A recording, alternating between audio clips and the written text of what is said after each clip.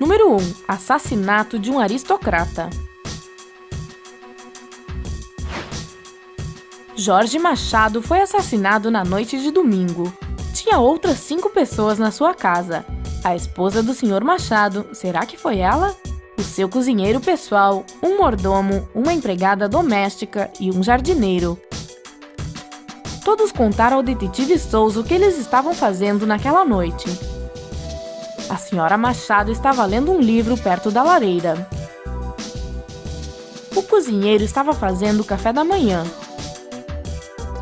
O mordomo estava dando instruções para os funcionários na sala de estar.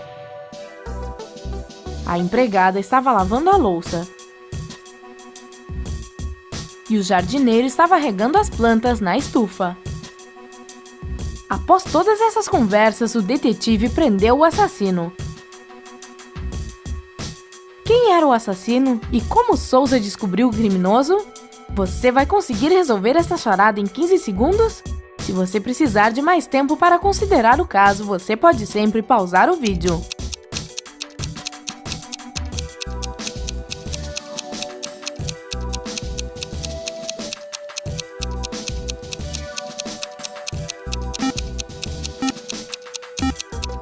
E aí, qual a sua resposta? O criminoso era o cozinheiro e, logicamente, Souza sabia disso o tempo todo.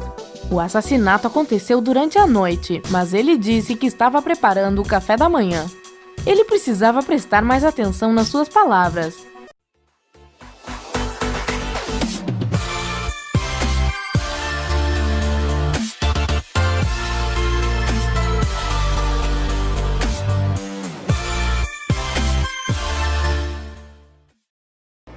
Olá pessoal, tudo bem com vocês? Sou Vinícius aqui mais uma vez, aula virtual de língua portuguesa. Hoje nós vamos começar a nossa trajetória no módulo 4, no capítulo 4, com algumas questões de uma outra área da língua portuguesa. Lembra que a gente comentou? A gente tinha encerrado aquela parte de sintaxe, de período, de oração subordinada? Pois é, hoje nós vamos dar conta de outras questões. Vamos começar outro estudo que envolve coisas que a gente já viu e algumas classificações novas, ok? Você pode estar se pensando aí, por que a gente começou o vídeo com essa charada, com esse enigma? Vocês entenderam? Conseguiram responder? Pois é, essa é a abertura do nosso capítulo 4. Nós vamos trabalhar com o gênero narrativa de enigmas. Vamos trabalhar com enigmas, com mistérios, com narrativas que buscam levar você a interpretar, a conhecer e a desvendar mistérios. Ou seja, todos nós, nessa unidade, nesse módulo, vamos atuar um pouco como detetives. Vamos tentar identificar, qual é a resposta, como se soluciona essa situação. Ok? Para começar, antes da gente abrir o nosso livro didático, que eu peço que você pegue, nós temos hoje o gabarito da segunda atividade de verificação de aprendizagem. Ou seja, quem mandou até hoje, tudo certo. Quem não mandou, infelizmente perdeu a pontuação. Ok? Pega teu livro, nós vamos para a página 134. Vocês viram aí já, na abertura, tem essa discussão a respeito aí, de quem teria feito, por quê, como foi que se descobriu, como é que se chegou nesse resultado, enfim. Ao longo da aula de hoje, vocês vão ver outros enigmas desses que vocês podem desvendar. Na página 134, nós vamos trabalhar com esse texto aqui, rapidinho. Bora lá? O texto é A Barraca. Gênero de diálogo, narrativa de enigma com piada. Você já ouviu a frase elementar, meu caro Watson? Sherlock Holmes, exatamente. Essa frase, associada a Sherlock Holmes, o detetive mais célebre da história da literatura, criado por Arthur Conan Doyle, e seu fiel companheiro Watson, está presente no imaginário dos milhões de seguidores. Às vezes sai das páginas dos livros e cria vida própria, surgindo em outros gêneros, como esse que a gente vai ler aqui agora. Preste atenção. A barraca. Sherlock Holmes e Dr. Watson montam uma barraca de camping e, depois de uma boa refeição e uma garrafa de vinho, Deitam-se para dormir. Algumas horas depois, Holmes acorda e cutuca seu fiel amigo. Meu caro Watson, olhe para cima e me diga o que vê. O Watson responde. Vejo milhares e milhares de estrelas. Holmes então pergunta. E o que isso significa? Watson pondera durante instantes e depois enumera. Primeiro, astronomicamente, significa que há milhares e milhares de galáxias e, potencialmente, bilhões de planetas. 2. Astrologicamente, observe que Saturno está em Leão, então teremos um dia de sorte. 3. Temporalmente, deduzo que são aproximadamente 3 horas e 15 minutos, pela altura em que se encontra a estrela polar. 4. Teologicamente, posso ver que Deus é todo-poderoso e somos pequenos e insignificantes. 5. Meteorologicamente, suspeito que teremos um lindo dia amanhã. Correto? Sherlock Holmes fica 1 minuto em silêncio e depois responde. Elementar, meu caro Watson, significa apenas que alguém roubou a nossa barraca. E aí observa. E aí, né? Essa brincadeira entre ser uma narrativa de enigma e uma piada, né? Enquanto, né, o companheiro, né, o Watson, estava tentando aí chegar numa explicação lógica, ele acabou não prestando atenção no detalhe mais simples. Se eles deitaram dentro da barraca e agora estão olhando para o céu, é porque a barraca sumiu. Então vejam, isso é uma questão muito importante do gênero narrativa de enigma, que a gente vai trabalhar ao longo das próximas aulas. Observar os detalhes da narrativa. Como vocês viram no vídeo de abertura, um detalhe faz toda a diferença para o sentido. Sobre esse texto, vocês têm 2 perguntas. A primeira, como é que essas informações, né, desses personagens, Sherlock Holmes e Watson, contribuem para essa piada? Você vai dar aí a sua opinião. E na pergunta 2, vamos comparar com o texto anterior, que a gente não leu ainda. Então, a gente vai fazer essa leitura, né, em uma outra aula, mas aí você pode desenvolver. Quais são os pontos em comum que vão ter entre os 2 textos? Então, quais são as características narrativas de enigma? A gente vai trabalhar com isso mais adiante. Ok? Para encerrar esse box, temos aí um saiba mais sobre Sherlock Holmes. Sherlock Holmes ficou famoso por desvendar mistérios por dedução, metodologia científica e observação minuciosa. Tudo sobre a companhia do seu fiel colaborador, Dr. Watson.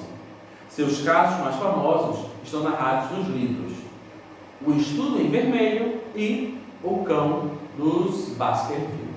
Ok, então aí temos a introdução do nosso gênero textual. Vamos trabalhar com os textos do capítulo, com outras atividades ao longo da unidade. Tranquilo? Tranquilo. Agora, vamos ficar com o enigma número 2.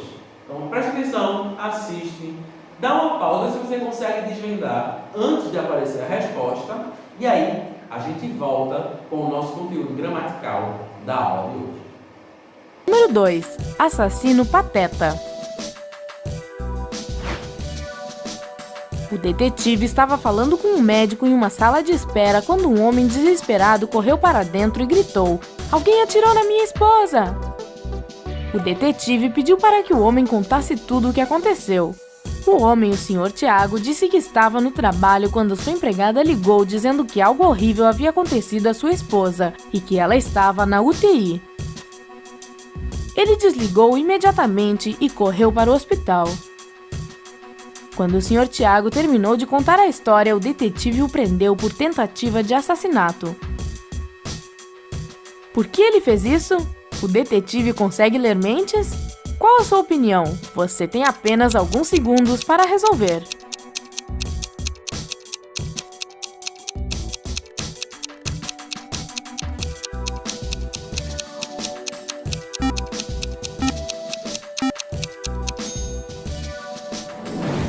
De fato, o Sr. Tiago não sabia nada sobre um tiro.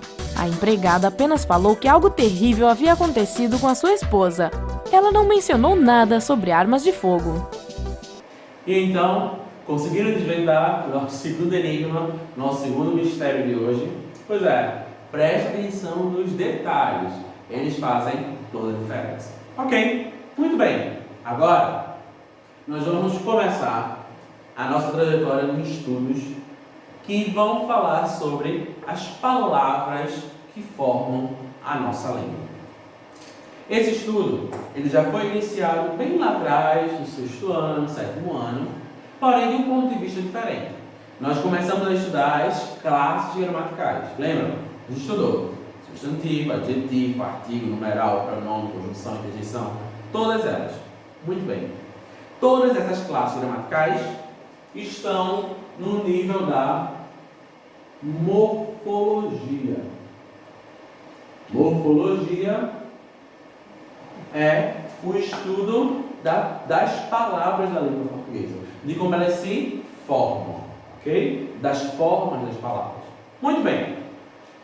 O nosso conteúdo, que a gente começa agora e se desdobra em outros mais para frente, está dentro também da morfologia, mas não é a classificação das formas.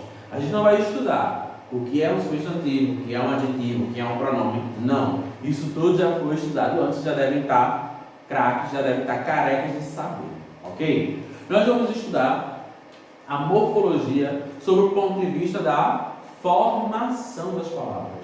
Como é que uma palavra se forma, tá? E qual é a sua estrutura? Então, nosso conteúdo de morfologia está dividido em duas partes. A primeira parte é estrutura das palavras e a outra parte é formação das palavras. Ok? Hoje, nesta aula, nós vamos trabalhar com a estrutura das palavras. Ou seja, quando a gente tem uma palavra na língua portuguesa, quais são as suas partes? Como é que a gente pode dividir e classificar cada partezinha daquela palavra? A gente já trabalhou com estrutura no nível da sintaxe. Lembra de análise sintática? Sei que vocês amam. Análise sintática eu tenho sujeito, predicado, verbo transitivo, objeto direto, objeto indireto, predicativo, adjetivo nominal, aposto. Lembra que a gente tem a estrutura? Cada parte da oração tem o seu sentido, tem o seu significado? Aqui é a mesma coisa. A gente vai olhar a estrutura. A diferença é que agora a gente vai olhar uma palavra só. Então, essa palavra, que estrutura ela tem? Como é que ela é formada? Ok? Um detalhe importante. A gente está dentro de morfologia. Vamos ver as partes, os pedaços das palavras. Então, o que a gente vai estudar são os morfemas. O que são os morfemas? É cada pedaço da palavra. E aí, um detalhe. Morfema não é sílaba, tá? A gente tem sílaba, é outro assunto, é outra história. Eu pego, por exemplo, macaco e divido. Macaco, 3 sílabas. Isso é divisão silábica. Isso é outra conversa. A gente vai trabalhar aqui de estrutura da palavra. Como é que eu divido a informação daquela palavra. Ok? Muito bem. Então, nós vamos estudar os morfemas e, basicamente, nossa língua se divide, as palavras se dividem em 5 morfemas. Alguns deles vocês já estudaram, por exemplo, quando a gente estudou a classe gramatical dos verbos. Alguns a gente já estudou quando viu a variação de gênero e número dos substantivos. Ok? Muito bem. Um detalhe aqui, e aí vai facilitar um pouco. Esse estudo de morfemas, de estrutura e formação de palavras, a gente vai trabalhar basicamente com substantivos,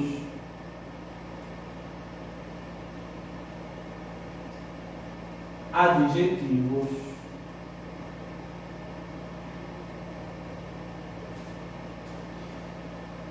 e verbos. Então, para a gente vai trabalhar com estrutura das palavras, a gente vai trabalhar com essas 3 classes gramaticais: substantivo, adjetivos e verbos. Só existe estrutura com essas? Não. A gente vai ver também com as outras classes. mas essas são as fundamentais. Se você entende com essas, vai saber fazer com todas as outras. Com formação de palavras, aí já é outra história. Outras classes gramaticais vão aparecer. Beleza? Vamos lá. Primeiro elemento.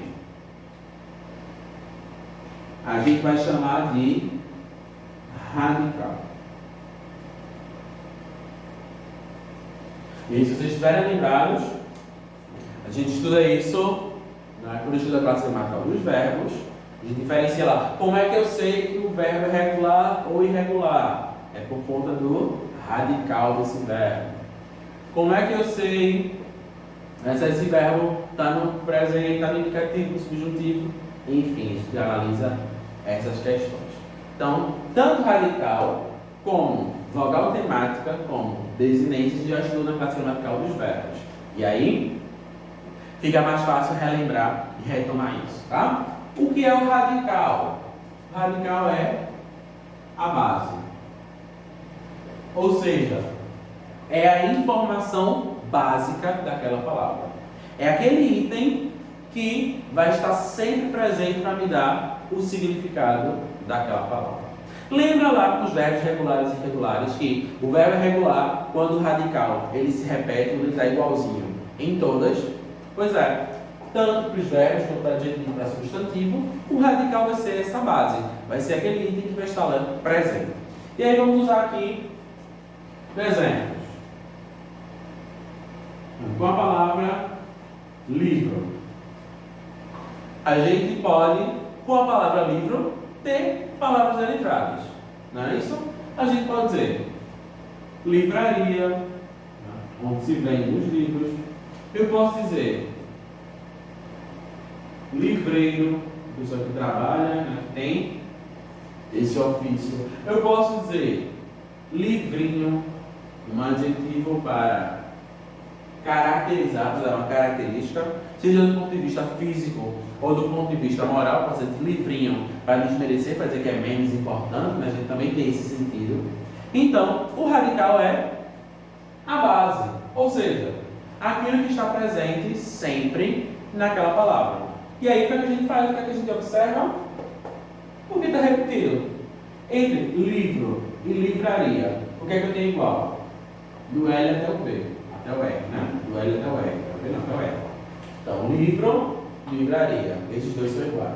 Se eu vou para livreiro, eu tenho do L até o R. Se eu venho para livrinho, eu tenho do L até o R. Veja aqui, nessas 4 palavras, eu tenho uma parte que é igual, que se repete em todas elas. Então, livre, do L até o R, vai ser o meu radical, ou seja, a base da minha palavra. É sobre essa base que eu uso para formar outras palavras. Ok? Então, o que é o radical? É a base. É aquele elemento que vai ser utilizado para formar, para criar palavras. Tranquilo? Um detalhe aqui. Isso aqui, livro, livraria, livreiro, livrinho, tudo isso faz parte de uma família. Ou seja, palavras que têm o mesmo radical fazem parte de um grupo. E esse grupo é chamado de cognatos. E aí, é bom anotar essa detalhe, essa dica aí, porque raramente isso é comentado, mas aparece muito, tá, nas questões. Então, no livro vocês vai perguntar muito sobre isso. Palavras cognatas, ou seja, palavras que têm o radical igual. Então, nesse caso aqui, ó, livro, livraria, livreiro, livrinho são cognatos, ou seja, o radical é o mesmo. Vamos pensar em outro exemplo. Se eu digo papel, com a palavra papel eu posso falar papelão, papelaria, papelzinho.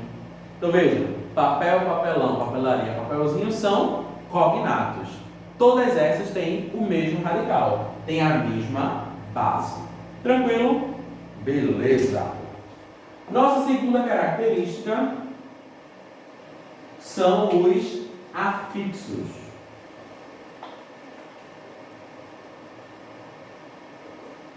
Os afixos a gente utiliza para modificar uma palavra. Quando eu quero pegar uma palavra e transformar ela em outra. Então, os afixos, nós podemos dizer que eles são modificadores. Ou seja, quando eu uso um afixo, eu transformo uma palavra em outra. Então, uma palavra diferente, uma palavra nova, uma palavra com outro significado. Vamos observar. Vou usar aqui a palavra feliz.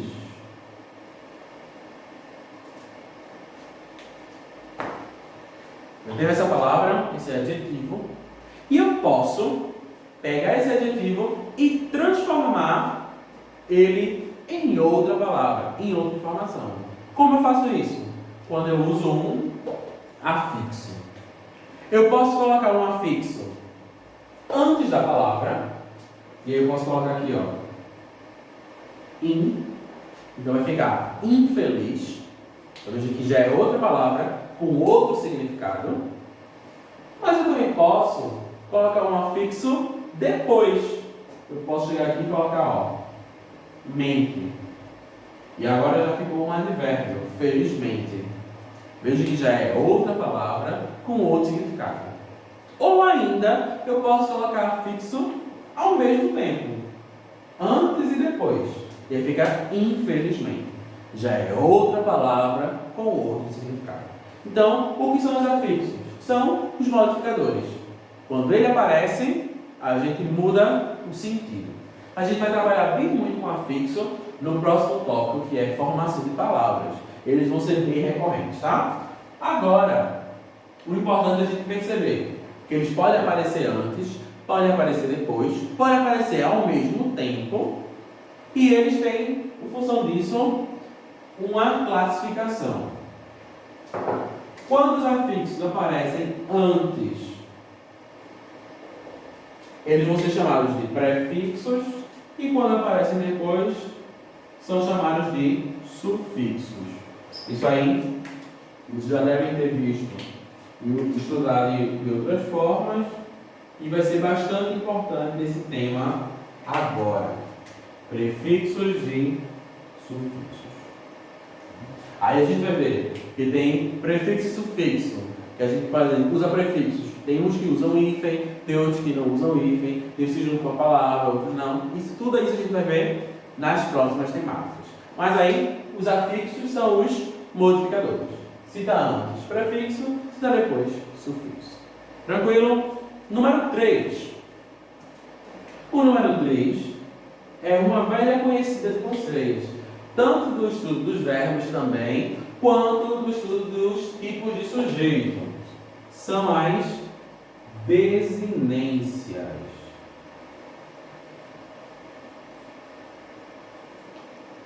Lembra lá? Sujeito desinencial é aquele que não está escrito, mas eu consigo saber pelo final do verbo. Pois é. Quais são as desinências? Desinência é o final da palavra, é a terminação que a palavra tem.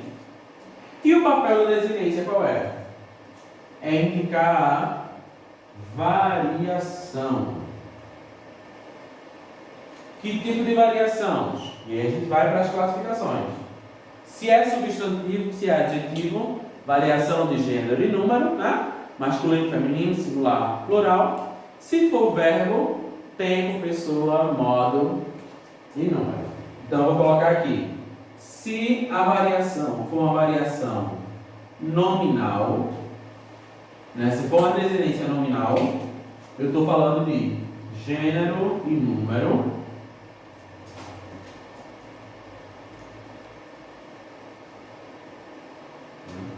Aí quando eu digo professor, professora, esse A no final de professora é a desinência que indica gênero, né, a indicação de feminino. E se eu tenho uma desinência verbal, o que é que eu estou indicando desinência verbal? É tempo, ou seja, se é presente, se é pretérito, se é futuro. Eu indico o modo, se é indicativo, se é subjuntivo, se é imperativo. Eu indico pessoa, se é a primeira pessoa, a segunda pessoa, a terceira pessoa, e indique também o número, se é singular ou plural. Então, quando a gente usa lá em sujeito residencial, comprei. Comprei é primeira pessoa do singular, do pretérito perfeito, do indicativo. Então, primeira pessoa do singular, do pretérito perfeito, do modo indicativo. Então, veja, quando eu comprei, a descendência do verbo me dá todas essas informações. Ok? Descendência também é uma questão, é um elemento muito importante. Vamos lá. Radical é a base. Eu preciso dele para saber o significado da palavra e para formar outras palavras. Afixos são os itens que a gente utiliza para formar novas palavras, são modificadores, tanto antes quanto depois, e as desinências é o final da palavra que me indica ou gênero e número, se for um nome, se for um substantivo, um adjetivo, ou tempo, modo, pessoa e número, se for um verbo. Até aqui, tranquilo? Ok. Vamos dar uma pausa. Vou fazer aqui a mágica, porque ainda temos mais 3 informações que eu quero dar. 2 tipos de morfemas e a estrutura básica das palavras. Muito bem. Quadro limpo, voltamos. Já falamos radical, afixos, desinências. Agora, vamos para o número 4. Muito importante, tá? Número 4 é a vogal temática. O que é a vogal temática? Se vocês estiverem lembrados mais uma vez dos verbos, aí veja que vai e volta, a gente continua falando da classe gramatical dos verbos. Não é à toa que eu venho dizendo a vocês há 3 anos, 4 anos, que o verbo é a classe gramatical mais importante. A vogal temática, ela é responsável por 2 coisas. A primeira, se for um verbo, ela indica a conjugação. Lembram lá daquele que a gente vai decorando desde que a gente é pequeno? Se o verbo termina em AR, primeira conjugação. Se o verbo termina em ER, segunda conjugação. Se termina em IR, terceira conjugação. Pois é, essas vogais, A, E e I, são vogais temáticas. Ou seja, elas servem para indicar para a gente qual é a conjugação daquele verbo. Se é primeira, se é segunda, se é terceira. Ok? Os nomes, os substantivos e os adjetivos também têm vogal temática? Sim. Mas temos um detalhe. Essa vogal temática, ela só aparece em substantivos sem mudança de gênero. Como assim? A gente só vai ter vogal temática em substantivo quando essa palavra não mudar gênero. Ou seja, aquela palavra que é masculino e é só masculino, ou aquela palavra que é feminino e é só feminino. Palavra que não muda, não tem alteração. Por exemplo, escola. Escola é uma palavra feminina, termina com a vogal A, mas não tem masculino. A gente não diz escuro. Ok? Então, escola, esse A no final, é a vogal temática. Então, se a palavra muda masculino e feminino, não tem vogal temática. Só vai aparecer se não tiver mudança de gênero. Nos substantivos, as vogais temáticas vão ser A, E e O. Porém, elas precisam ser átonas. O que são átonas? Palavras átonas ou sílabas átonas. São aquelas que são fracas, ou seja, a que a gente não pronuncia com o som forte. Ok? Então, por exemplo, a palavra pá é um substantivo terminando A. A gente não fala pó, como o masculino de pó já é outra coisa, mas ela é acentuada, ela é forte. Então, não tem vogal temática. Um outro exemplo, café. Café termina na vogal E. É o café, é masculino. Tem feminino? Não. Mas o E de café não é vogal temática. Por quê? Ele é a sílaba mais forte. É a sílaba tônica. Ok? Então, preste atenção. Vogal temática em substantivo só aparece se não tiver mudança de gênero e se for átomo. Tem que ter essas duas condições. Se não tiver essas duas condições, aí não tem vogal temática. Ok? Então, para a gente organizar, nós temos aqui agora duas fórmulas. Aí você vai dizer, fórmula?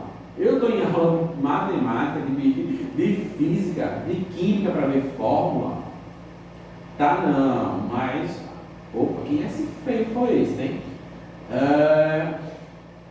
Nós temos duas fórmulas. Como é que as palavras são básicas na língua portuguesa? Para poder ter uma palavra básica geral na nossa língua, elas têm que seguir esse padrão. Vai ter variação, sim, não, vai ter prefixo, vai ter sufixo, vai aparecer vogal temática, então pode ter variação, mas as palavras básicas seguem esse padrão. Vamos observar? O padrão dos nomes, dos substantivos ou dos adjetivos, né? Substantivo ou adjetivo. Qual é o padrão? Qual é a fórmula que eu vou ter para essas palavras? É muito simples, ó. R mais D. O que significa R mais D? Radical mais desinência. Ou seja, uma palavra simples na nossa língua, ela precisa ter radical e desinência. Exemplo, vamos lá? Pronto. Caneta. Caneta tem o radical, canete até o T, e a desinência, o A, para mostrar que é uma palavra feminina. Ok? Se eu digo blocos, eu tenho radical, bloco até o C, e duas desinências. O O, desinência de gênero masculino, e o S, desinência de número plural. Então, um nome, um substantivo ou um adjetivo precisa ter essa símbolo. Então, essa fórmula, R mais D. Ok? Agora, a gente tem os verbos. Se a palavra for um verbo, aí a fórmula é diferente. Preste atenção. Vai ser R mais VT mais D. O que significa isso? Radical mais vogal temática mais desinência. Essa é a fórmula para um verbo na língua portuguesa. Exemplo. Esperamos. Esperamos. Qual é o verbo? Esperar. Então, radical. Esperem até o R. O A é a vogal temática, primeira conjugação. E o MOS é a desinência. Primeira pessoa do plural, o presente indicativo. Então, olha aqui, ó. Esperamos. Espere é o radical. A, vogal temática. MOS, desinência. Então, essa é a fórmula básica. Ok? Radical mais vogal temática mais desinência. Tem ainda um detalhe que a gramática insiste em colocar para a gente, que é ainda a fórmula de tema. O tema está dentro dos verbos, tá? E o que é o tema? O tema é o radical mais vogal temática. Por que radical mais vogal temática é o tema? Porque ele vai dizer que Numa declinação, né, numa conjugação, o que vai mudar é só a desinência. Por exemplo, de esperamos para esperaram, o radical e a vogal temática é igual, só a desinência que muda. Ok? De esperamos para esperavam, radical e vogal temática são iguais, só a desinência que muda. Então, o tema é radical mais vogal temática, que vai se repetir em outros verbos daquela mesma conjugação. Tranquilo? Chegamos no fim? Não. Lembra que eu disse para vocês que são 5 morfemas? Então ainda falta um. A gente já viu radical, afixos, desinências, vogal temática. Vamos para o próximo. Mais uma vez, apaga o quadro. Pronto, agora sim. Quadro limpo mais uma vez. Vamos lá para o número 5, é a última. Agora a gente vai falar de vogal ou consoante de ligação. Esse é o mais fácil. Tá? Vogal ou consoante de ligação. O que são? Para que serve? Hoje, na nossa aula, brincadeira, na Globo Repórter não. Vogal e consoante de ligação nada mais são do que uma letra que a gente acrescenta naquela palavra para facilitar a pronúncia, a nossa fala. Ou seja, aquela letra, ela não existe na palavra original, também não existe na desinência ou no sufixo, mas ela é colocada ali porque sem ela a pronúncia daquela palavra ficaria complicada, tá? Então, o papel da vogal ou da consoante de ligação é facilitar a nossa pronúncia. Ela não é um recurso recorrente, são poucas palavras que têm esse elemento, mas é importante a gente saber. Vou mostrar para vocês alguns exemplos. Preste atenção aqui. Primeiro exemplo.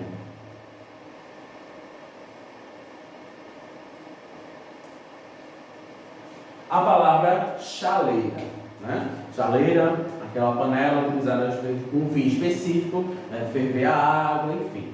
Chaleira vem do substantivo chá, não é isso? Ok.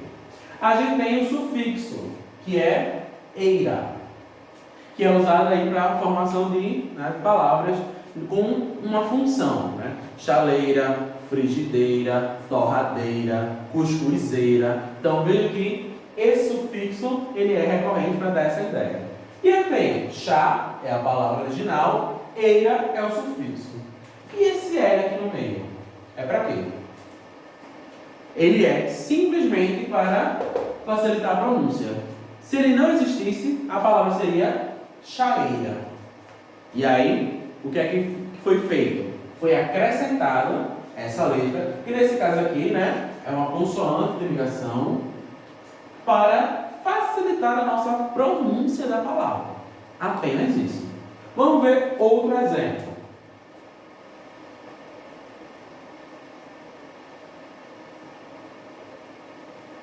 A palavra pezinho. A gente tem pé, que é a palavra original. A gente tem inho, que é o sufixo do grau diminutivo, né? Pezinho, bonitinho, gostosinho, feinho, pronto. Inho é o sufixo de diminutivo e a gente tem aqui, ó, esse Z no meio. O Z nem faz parte do pé e nem faz parte do sufixo. Então, ele aqui é uma consoante de ligação. É uma palavra, é uma letra que eu uso para facilitar a pronúncia dessa palavra. Vamos ver exemplo com vogal. Olha esse exemplo aqui.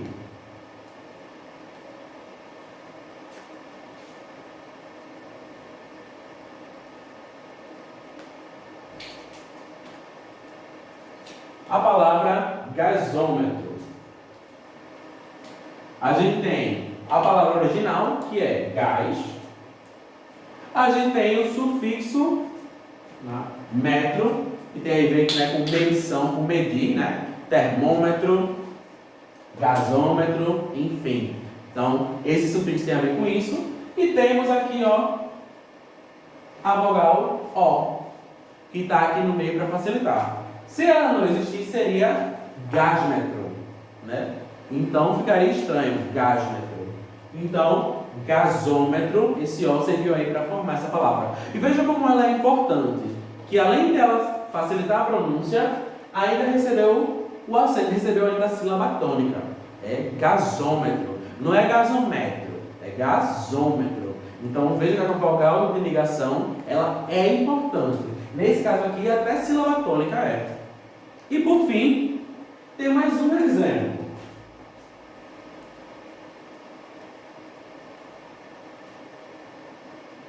E aí, se tiver algum torcedor, pode vibrar, tá?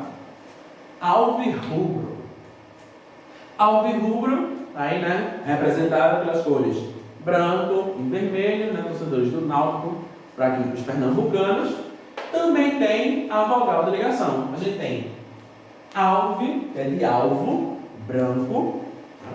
E temos rubro, que é, né, de rubor, né, de vermelho, de estar lá envergonhado, enfim. E temos aqui, ó, o I.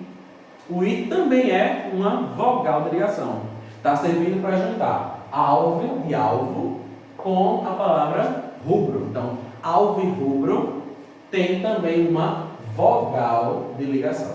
Ok? Então, percebam. Consoante de ligação ou vogal de ligação, tá? Vai botar aqui VL. Tem esse papel. Ela está ali, mas ela não faz parte nem da palavra original e nem do que é colocado depois, um sufixo em outra palavra. O papel da vogal e da consoante de ligação é juntar para facilitar a pronúncia daquela palavra. Tranquilo? Agora, chegamos no final? Chegamos no final. Ok? Estrutura de palavras. A gente vai passar a observar, a analisar palavras.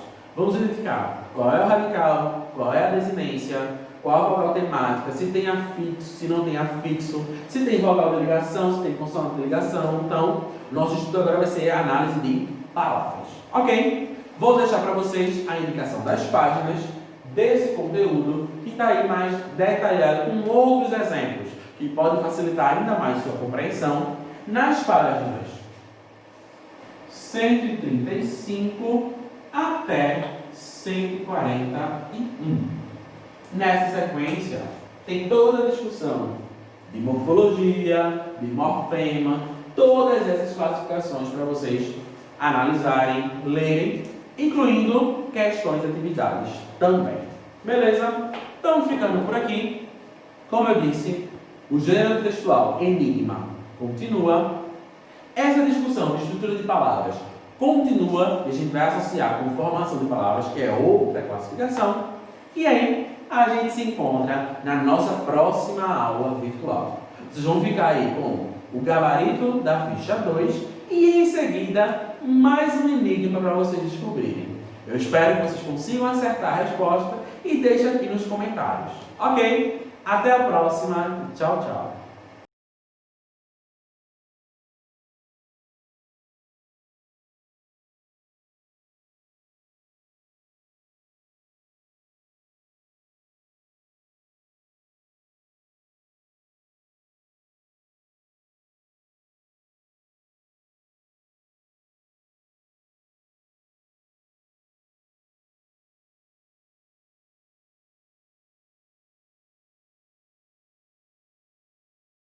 Número 3. Mentiroso. Um homem contou para a polícia que ele chegou em casa do trabalho e encontrou o corpo da sua esposa no meio da sala. Ele disse que ela aparentemente havia encontrado a sua arma e atirado em si mesma. Contudo, o policial soube imediatamente que o homem estava mentindo. Como ele sabia? 15 segundos é todo o tempo que você tem para resolver este mistério.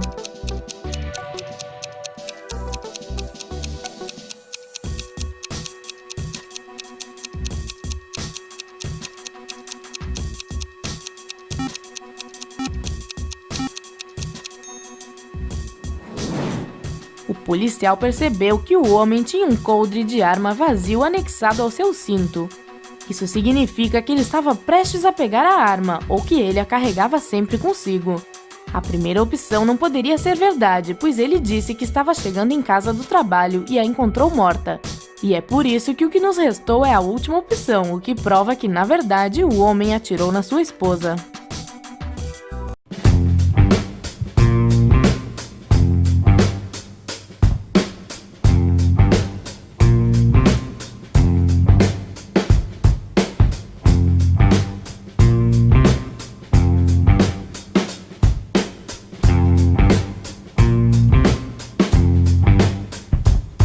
Thank you.